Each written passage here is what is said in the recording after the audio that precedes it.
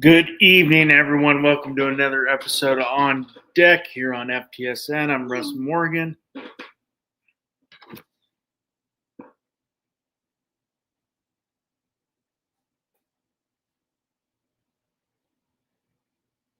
I'm Russ Morgan. Sorry, talking to my other co-host Edwin Finstanza. Couldn't, he's trying to work it out. He's got, the off season. We're trying to figure out a time to get him back on when he can make it. Talk a little. I know he's probably a little excited about the Cease deal, and we did have Kyle Tucker and Dunedin, Florida, which their spring training facility. So he's probably percolating a little bit about that, but he's had some conflict. So definitely he's welcome back whenever he can make it back. It was a nice to have him on for the World Series, for the playoffs, excuse me. But definitely had some exciting winter meetings. I wouldn't say it was as exciting as in years past, but there was definitely some movement. I think in the years past we did have the big splashes, but not as much this year. But we did have some moves, some movement.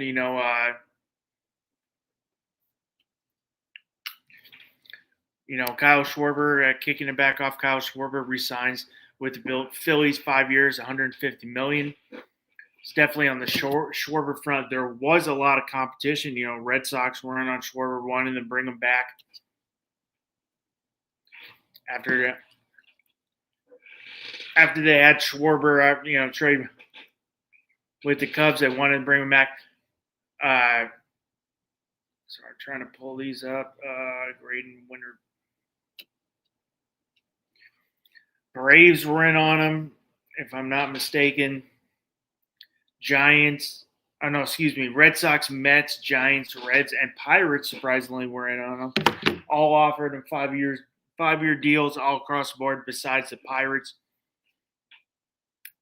who offered a 4-year deal, which wouldn't get it done, but show the Pirates maybe trying to spend a little money. But all things put aside, the deals were the same. He was going to go back to Philadelphia. I mean, they get a guy who batted .240, but he did have 56 bombs last year. Where does this leave Philadelphia in other aspects of yes, free agents, players they're losing. You lose a couple of bullpen pieces. Harrison Bader, he probably won't be back. Max Kepler probably won't be back. I mean, you do have Ranger Suarez, who just definitely has some market. Some teams looking at him. Can they bring him back? Definitely see what happens with Wheeler. Nola definitely took a big step back this year. Christopher Sanchez, had an unbelievable year, but you trade Mick Abel for the Duran trade, so you lose him there. What will Andrew Painter do? Will he be able to step up? But I think even though I think a Suarez would be a very good deal for the Phillies, I think if you're not going to make a trade, you got to identify Realmuto as a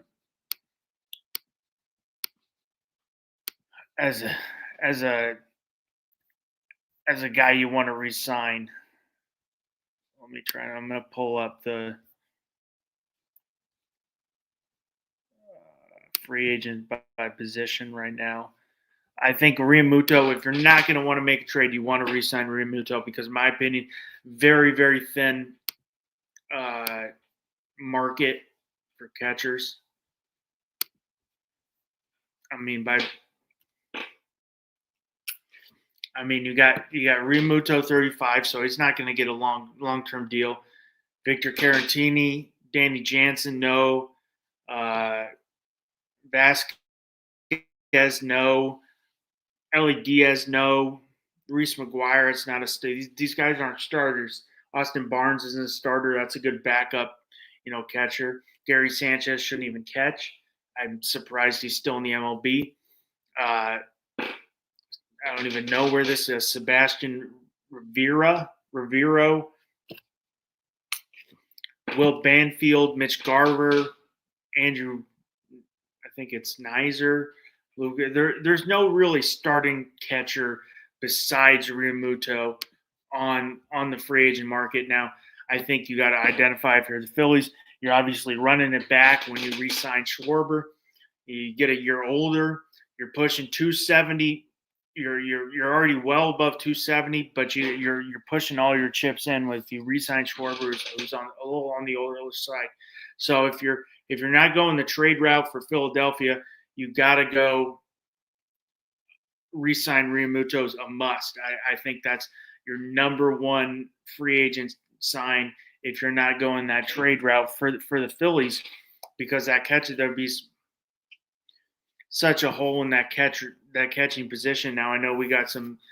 If you got any Phillies fans out there, if they got anybody in the system that might step up, but I don't know if this is a team that, they're pushing all their chips in like they've done the last few years. I don't know if you want to bring up a guy from Double or Triple A and be that mainstay at the catcher position. So I think if you're going that free agent route, you got to re-sign Realmuto, who's a wall behind the plate, still very productive offensively. I mean, if you're gonna go the trade route, I would assume maybe you go the trade route. You would hit up a Minnesota with I can't remember the catcher's name. It's driving me nuts. You'd hit up Minnesota because I think they'll be willing to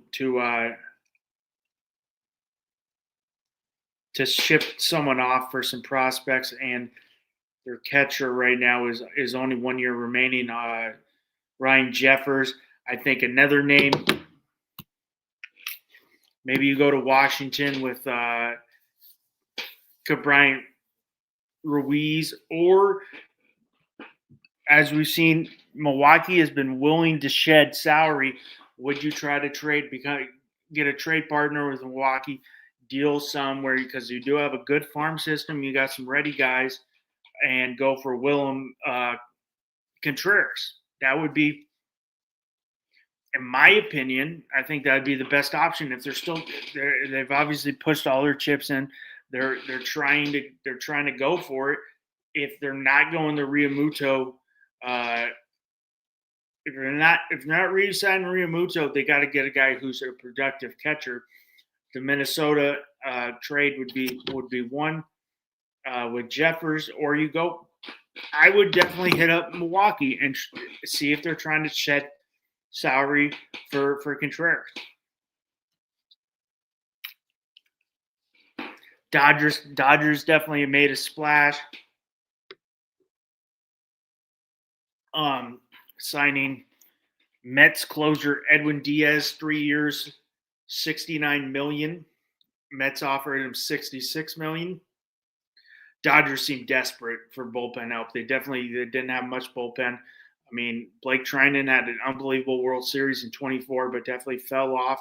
You didn't have Alex Vesey in the World Series. We'll see what he's like when he returns, but he had the family issues, so he was out for the postseason. You don't really – I mean, Roki Sasaki looks like he's out. He's out for the year. Tanner Scott, who was their big splash last year, so everybody was angry about that one, but and he did not pan out. So I mean, the Dodgers have allocated $141 million to two players in the bullpen, but it's definitely, I mean, if this guy's up to form, one of the better closers in the game. That the Dodgers have desperately needed. You saw what they did in the playoffs, having to rely on Sasaki to close a lot of games, and then even in Game 7, they had to bring Yamamoto in to finish it off after he threw a gem, a gem in Game 6.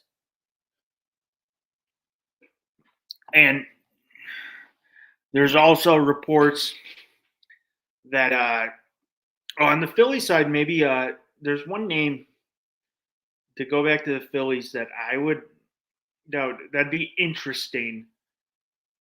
Catching guy who's blocked. Another guy who's blocked. That I think maybe you trade for, but I don't think he fits their timeline. That would be Dalton Rushing of the Dodgers. He's definitely blocked with Will Smith being so young, and Will Smith, one of the best catchers of the game, clutch. The only guy who is consistent in that Dodgers lineup, but Rushing, who's been a top prospect with that Dodgers organization for a while, and cannot catch. And we have that problem. I'm going to talk about a little later with the Mariners who made that deal. There's also been reports on the Dodgers side. They're heavily discussing with the Tigers right now for a trade with Tarek Skubal, and that trade would involve, I think it's Zaire Hope and two of their other top prospects and some other. There's been reports maybe Tyler Glass now. I'd be super pissed if this happened. I just give it up. If they add Tarek Skubal in that rotation where you'd have Yamamoto's coming off World Series MVP, you've had two back-to-back Cy Young, Tarek Skubal. You'd have Blake Snell, who's a former Cy Young. You'd have Shohei Ohtani, who I think he's a 3 to 5 pitcher. And even if they don't include Glass now, that's solid. But I've seen reports. On that, I've not seen reports on any names from Jeff Passan. Hasn't put it out. Nothing finalized. When I see Jeff Passan put out a tweet about that, I know it's real.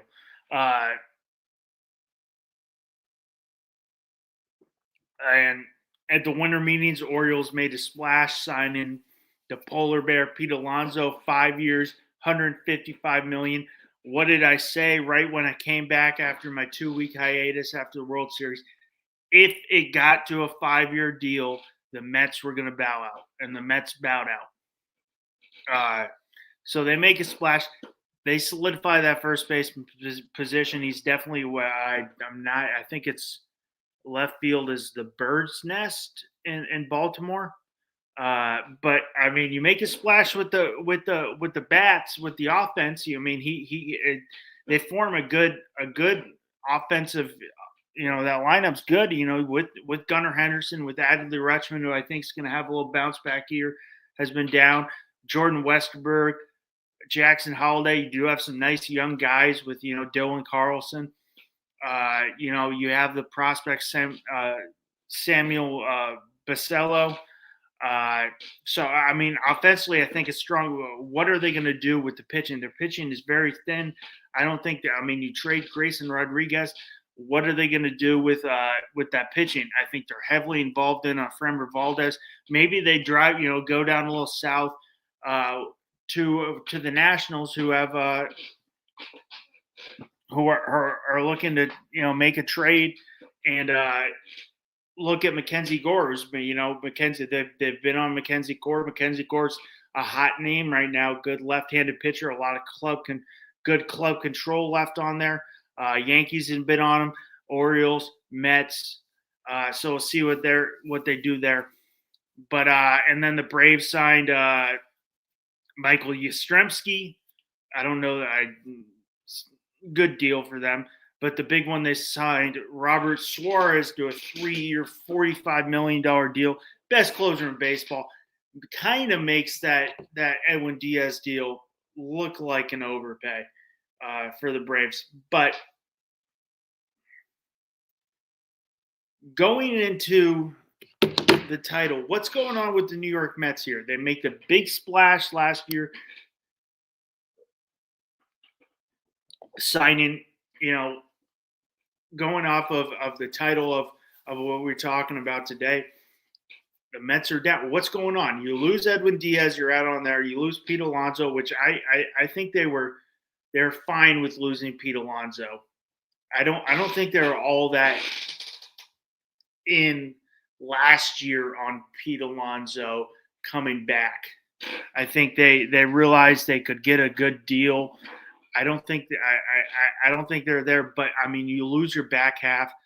You add Marcus Semien, you lose Brandon Nimmo, traded him to Texas, pick up Marcus Semien. But what's going on there? So you lose your first baseman, you lose your closer. After the Mets last year make the big splash with signing Soto for 766 million, they've been all but quiet. What are they going to do? I think they end up moving Mark Vientos to first base. Maybe they give Brett Beatty a full-time role. Ronnie Macio, I think, is more of the third base role. But I mean, what's going on with the Mets? I think they've been in on the Bellinger market, but I think this pushes them in the Bellinger market because of the Bellinger flexibility of being able to play in the outfield, being able to play first base, which first base could be a hole. Because if you've seen, I mean, it's not a large sample size with Vientos at first, but the sample size of Vientos first hasn't been great defensively. Would the Mets want to do that? Because I mean, as great as offensively Pete Alonso is, he's not the best defensive first baseman. So I mean, I think they're heavily in on the Bellinger market. It's just it's surprising to see.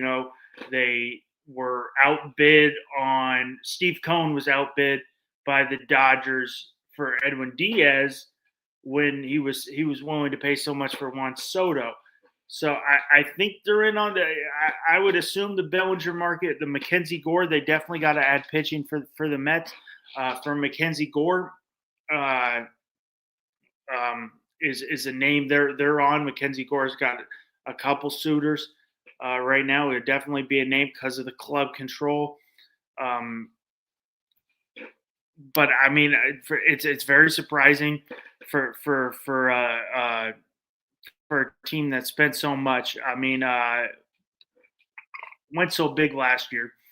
I mean, you definitely a couple of other names. The shortstop market a little thin, but the one name to watch in the shortstop market is Cody Seager. Who was a former World Series MVP with the Dodgers. Definitely has had some injury history, but it's looking like the Rangers want to shed some of that big salary, so that's going to be a name to watch in the shortstop market. Will Bo Bichette move over to second? In my opinion, I think he should move over to second. He should stay with the Blue Jays, play second base.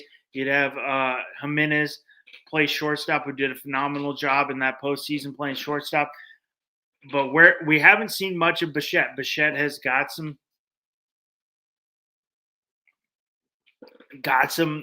suitors, but I think he needs to go back there. You've seen the Dodgers, the Yankees. You'll see all very interested in Bo Bichette. But I think Bichette's got to go back to and run it back with the Blue Jays. I mean, the third base market is if you need a third baseman, I mean, it's thin. I mean, you got Alex Bregman, who the Red Sox would love to have Alex Bregman back after they signed that 3-year deal, but I think they have a lot of competition there. It's gonna all come down to where I think the Tigers might be the number one suitor in my opinion. But what are they going to do? Is Bregman want to come in if they do trade Tarek Skubal? I think AJ Hinch being there definitely plays a big factor. You do have Eugenio Suarez, 34, and not a great defensive third baseman, but brings a lot of power and is on that analytical side. The other couple names is Murutaka Morikawa. He's 26, guy from the MPB. Was posted on November 8th. Can sign on December 22nd. I mean, this guy fits the analytical market, but I mean, it's a thin third baseman market too. After the two proven guys, you got the Japanese player, but he's not proven. We'll see. I mean, in the left field market, Ref Snyder is not going to make no big moves. You've got Cody Bellinger will be the big one. Miguel Andujar, who's definitely had a big, started there. A lot of guys just, who will be that fourth outfielder. Cody Bellinger is 30. I think, Cody Bellinger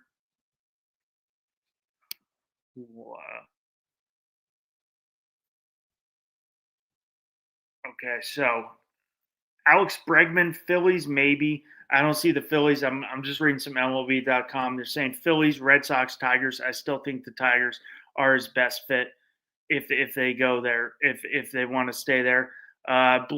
Bichette, MLB saying Braves, Tigers, Blue Jays. I think he should go back. Bellinger, I mean, had an unbelievable year. Traded the Yankees, great year. He's got to come back. The Yankees got to bring him back to the Bronx.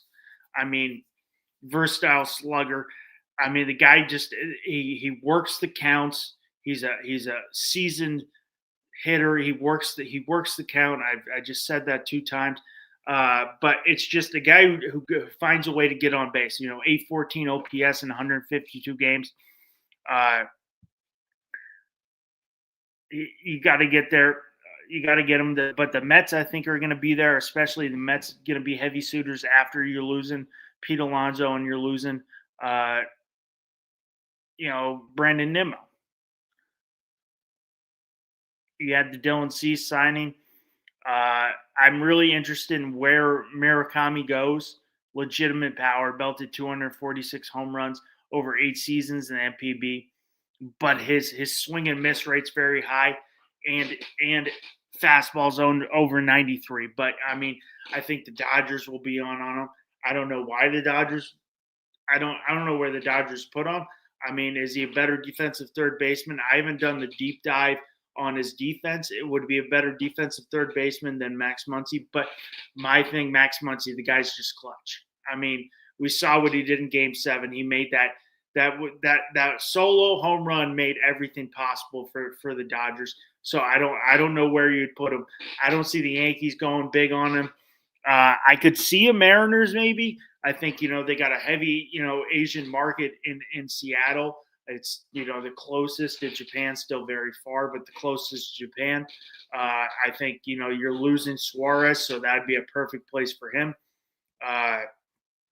What's going to happen to Michael King? Does Michael King, does he go back to the Padres?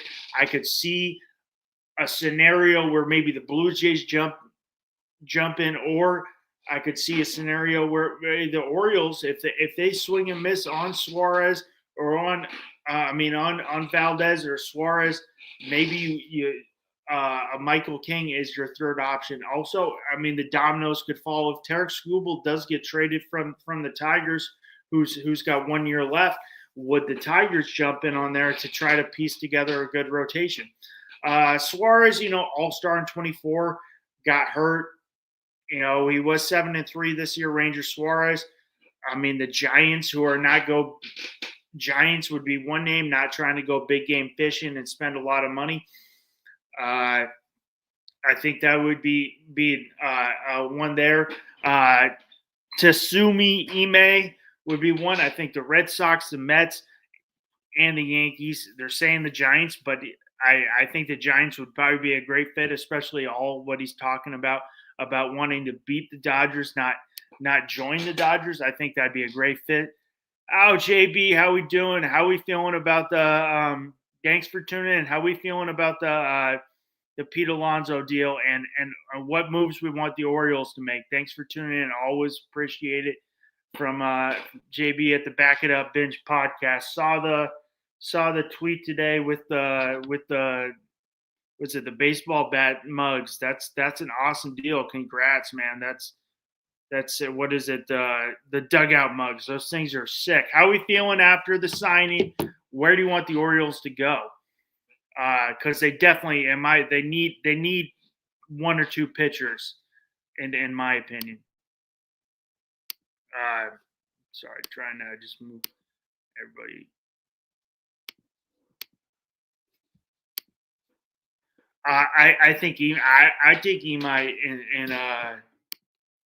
in a heartbeat with the Yankees, but I think the Giants would be a great fit. But honestly, the Giants are saying they're not trying to shell out as much to the pitching market.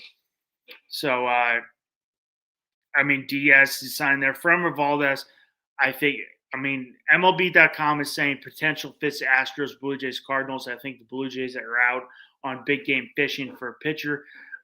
I don't see the Cardinals doing it, and I don't see. I mean, maybe going back to the Astros, I would see Baltimore. I think Baltimore, if they can get a Valdez or they can get a Mackenzie Gore, that would be solid. I mean, the jewel, the trade deadline, I don't know where Suarez goes. I don't know where he goes. I mean, I maybe he goes back to Seattle. The Pirates have definitely been a name to watch. You got another Japanese player, Kazuma Okamoto. I've heard he likes the Angels.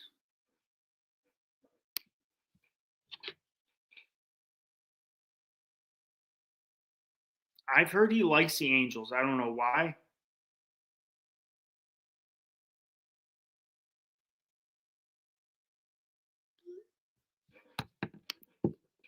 But we going there, you've got some more Luis Arise. Zach Gallen's another name. Realmuto, I think he should definitely go back to the Phillies. I think the Phillies need him. Jorge Polanco's wants a 3-year deal. Who had a great postseason with the Mariners. So I mean, but obviously the big fish in there is where's Kyle Tucker going? Tucker, first started off great with the Cubs, hitting 17 homers, 52 RBIs, 20 stolen bases, 931 OPS through June. But he had a right hand fracture, might have contributed to his steep decline in July and August. But very well-rounded player. Great Gold Glove defensive player. Where does he go? I still don't know. The reports are Dodgers are in on him. Maybe he goes back to the Cubs, Yankees. I don't see a fit with the Yankees. I think the Yankees are looking to go back to Bellinger first. I don't see the fit there with him. But I'm just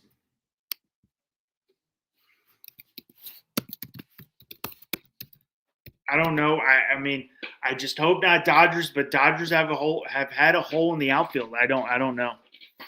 I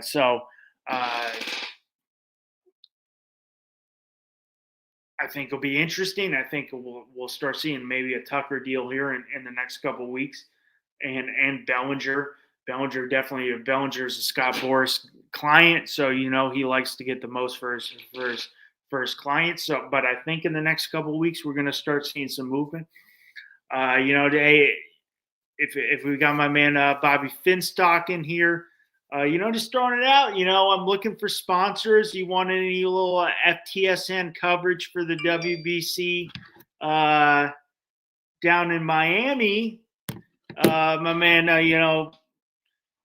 on deck's willing if you're willing to sponsor. But I am looking forward to that. I'm trying to make it down. Hopefully the ticket prices come down a little bit. Right now they're I really want to do Dominican Republic, Venezuela on March 11th is my dream to go to that game. The atmosphere, the ball players, but the atmosphere is something like you wouldn't see in the MLB. But right now the ticket price is like $250. So hopefully when they put out single game tickets, they come down a little bit. I might have. I mean, I guess it would be a tax write-off a little bit because I do cover it. But if FTSN wants some coverage, Bobby, throwing it out there. But I'm looking for. I'm pumped for that. We did have some news on that. Fred Yamamoto and Ohtani are playing for Team Japan, and we also, on the trade front, we've had some rumors that brought up Mackenzie Gore. I think Mackenzie Gore gets shipped. I take Mackenzie Gore. We do have the Marlins who are entertaining some deals with Sandy Alcantara and Edward Cabrera. We'll see what they do there. I'm a little surprised with the Marlins after they had a really solid year. So we'll see what they do there. But some names. I mean, I think we're going to start keeping this a good off season. We're starting to move. We're starting to see some movement. But I think the Realmuto to Philly, that's got to happen if for Philadelphia. For the Phillies, I'm ready to see the Tucker and Bellinger in the next month. Hopefully, we can get something in July. And Framber Valdez, Baltimore. I know my man from Back It Up Bench podcast. Baltimore's got to go get pitching, and we'll see what happens with Bregman. I think if the Tigers are on the right track that they're on winning, I think Tigers make the most sense with their former manager. But I don't know. I don't know what they're going there. But I'm ready for the Bellinger and Tucker news to hit and get on here to see where he goes. It was interesting seeing him in Dunedin. Kyle Tucker. I know my man Edwin Finstanza would be happy with that, even though he's an Expos guy. He does support the Blue Jays because, unfortunately, the Expos, that's his one love, but they're not there anymore. So, as a true Canadian, he supports the Blue Jays now. I know he'd be jazzed for that. So I'm just ready for hopefully a little after Christmas we do have some big signings with Bellinger, with Suarez, with Valdez, Suarez, and Kyle Tucker. But want to thank everybody who tuned in tonight. Want to thank JB for checking in and saying hello. Hopefully he's doing good. Hopefully he's happy with the deals the Orioles made. Want to thank everybody who tuned in. This is another episode On Deck here on FTSN.